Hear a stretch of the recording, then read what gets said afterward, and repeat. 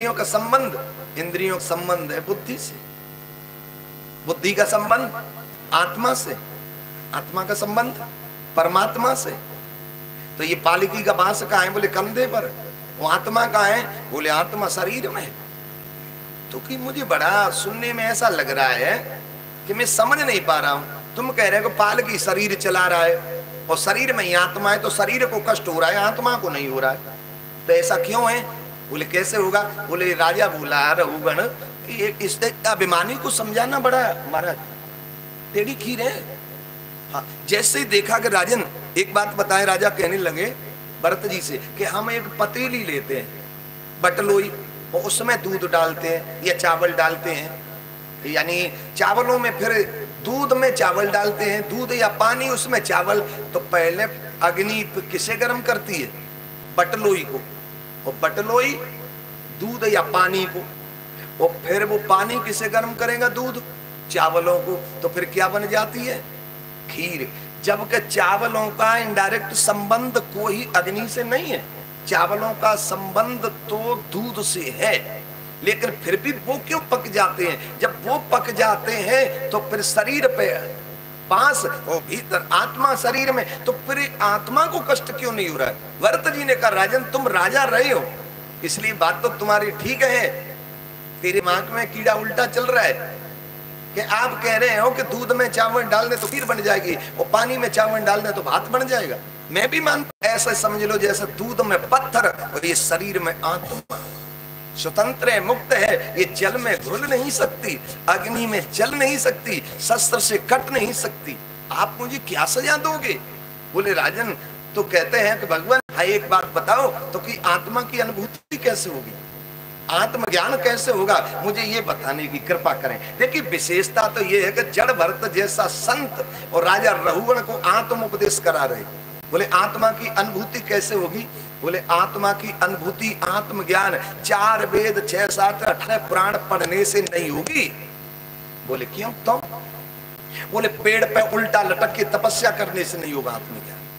आत्मा का वो स्वरूप है, आंखों का विषय है ही नहीं, आत्मा का रंग है, वाणी का विषय है ही नहीं।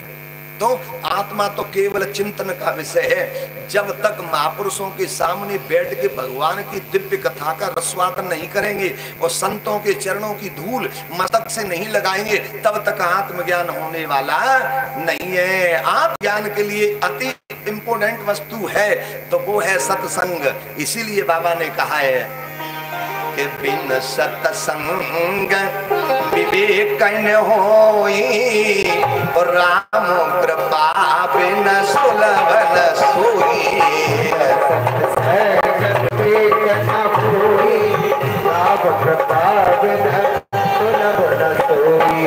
बिन सत्संग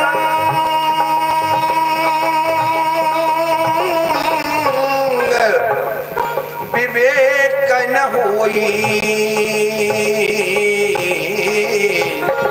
और राम कृपा बिन सुलभ न सोई।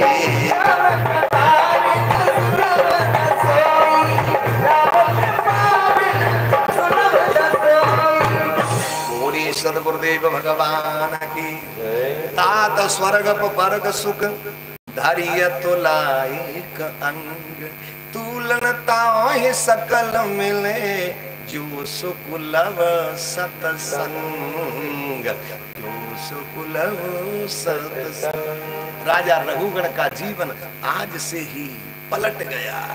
चलते हैं मेरे भाई बहन, इन्हीं भरत जी के नाम पर हमारे देश का नाम भारतवर्ष भरत खंड पड़ा। इसलिए राजन अच्छा कर्म करेंगे। ये पृथ्वी जो है ना भारत भूमि, ये कैसी भूमि है? ये कर्म प्रधान भूमि है, कर्म प्रधान भूमि है। ये भगवान का विग्रह हृदय है।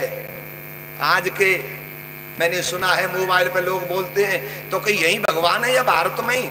अमेरिका इंग्लैंड रूस चीन में नहीं है भगवान, वो देश नहीं चल रहे हैं, भगवान की पूजा नहीं होती है। यहाँ के जो आज तर्क है आज की जनरेशन की, कुछ जो अपने धर्म के विरोधी हैं वो ऐसी चर्चा करते मोबाइल पे आप सुनते होंगे तो कि या विदेश में भगवान नहीं है, कहीं यही भगवान है। हाँ भाई यही है, भगवान यही है। तो फिर ये अन्य लोग क्या है? यानी ब्रह्मांड नायक है वो तो, पूरा ब्रह्मांड